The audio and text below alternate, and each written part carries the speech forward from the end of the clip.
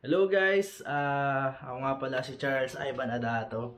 Papunta ako ngayon ng KRYTS Legarda. Ituturo ko sa inyo kung saan ba yung bilihan ng mga murang helmet tsaka murang top box ng motor. Okay, tara!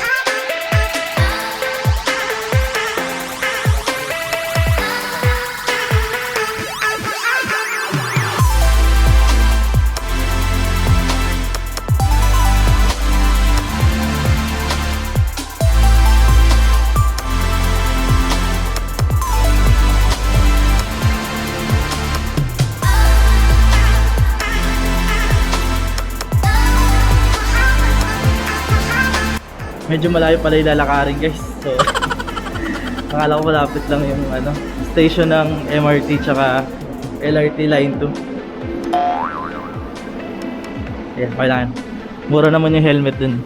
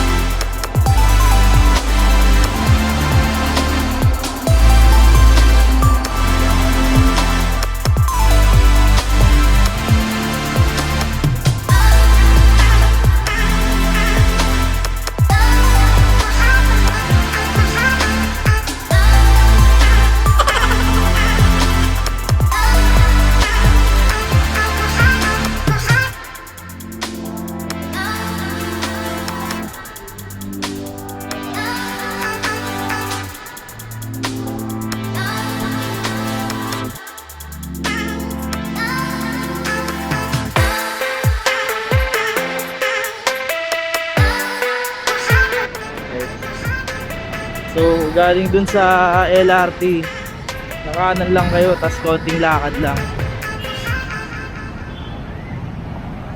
Ayan, dito sa hilera lang na ito. Ayan, nakikita ko na.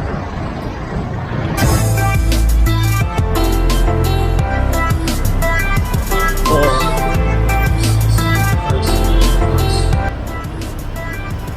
Ayan, dito mga top box. Ang mura. Parating kahit sa loob. Tapos, yung box natin na 7,000 bibigay na 6,200. Kita natin 7,000. 7,000.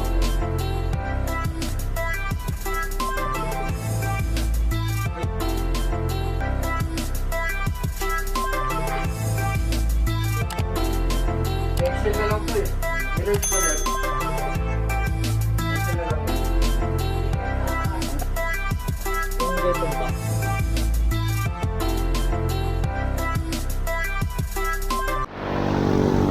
Ayan na. Ba? Ganun lang kadali bumili ng helmet doon. Pwede nyo silang sendan through GCash or ano. So, bago pumunta, nagpa-reserve na rin ako. Kaya, ayun, mabilis na lang yung transaction. So, pabalik na ako ng Manila. Ay, ng Mandaluyong. Tapos, i-unbox ko na lang itong para makita nyo din yung loob. So,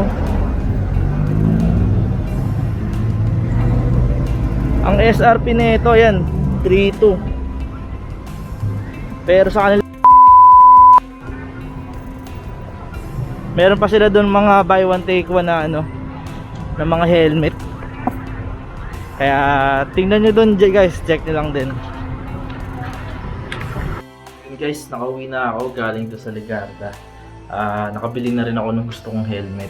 So ngayon mag-unboxing tayo. Hindi, unbox natin yung ano, nabili ko. Ito, yung nabili ko. Ayan, may kasama na rin siya nung helmet, tsaka nung free na ayun, nilalagay sa ulo.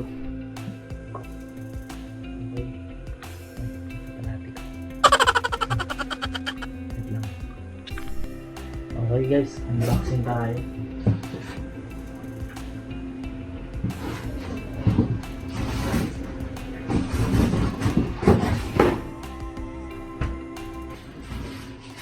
So yun nga, may libre na siyang, ano ba tawag dito? Smoke lens yata yung tawag dito. So pag gusto mo yung dart na dart,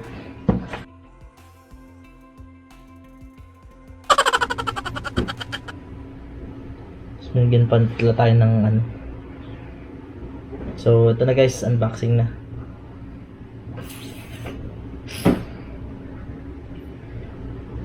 So may mga freebies pa silang binigay, stickers. Tapos yan, kung ano dito. Wait pa.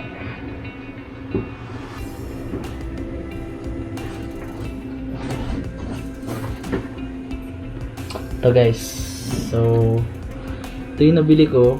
Ang tawag dito Windstorm. Ito yung version 3. Yan, diba pogi? Kita ba? Yan, version 3 yan.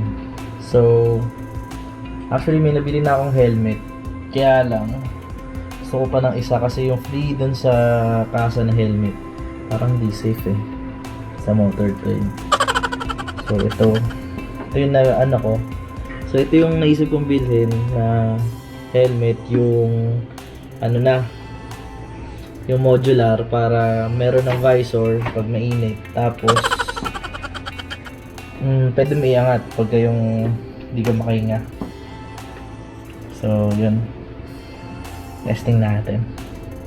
Actually tinest ko na ito dun sa shop kanina, pero test natin ulit.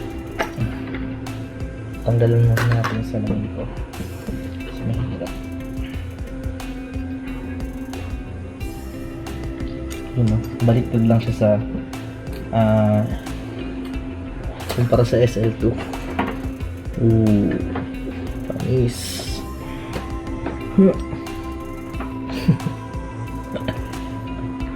Parang ng ano dito, traffic enforcer. So bagay na bagay ito pag naka-jacket ka na, naka-leather. Ba natin tong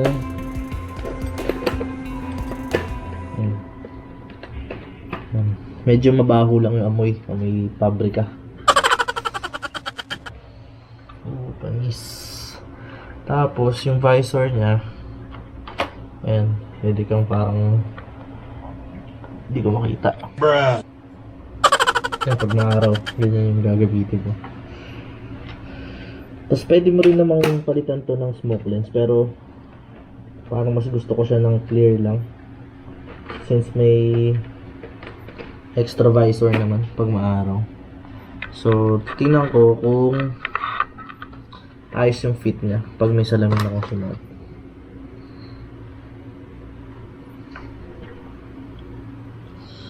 Yan. So siguro mas okay kung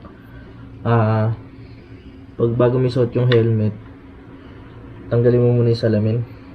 Tapos tingnan natin kung tatama yung salamin sa visor. Pasok na pasok. Sakto. Ginagawa mo! Sulit na sulit guys, para sa akin ha.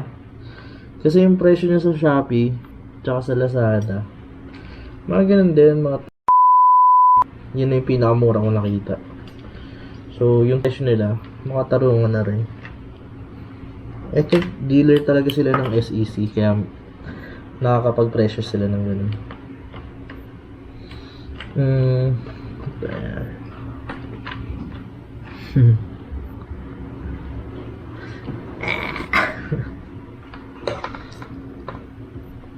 Yes, no?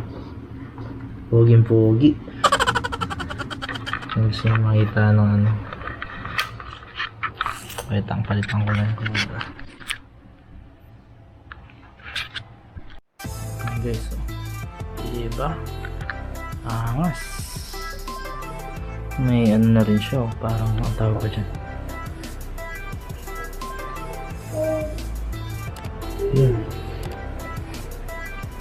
Ay, goods na goods.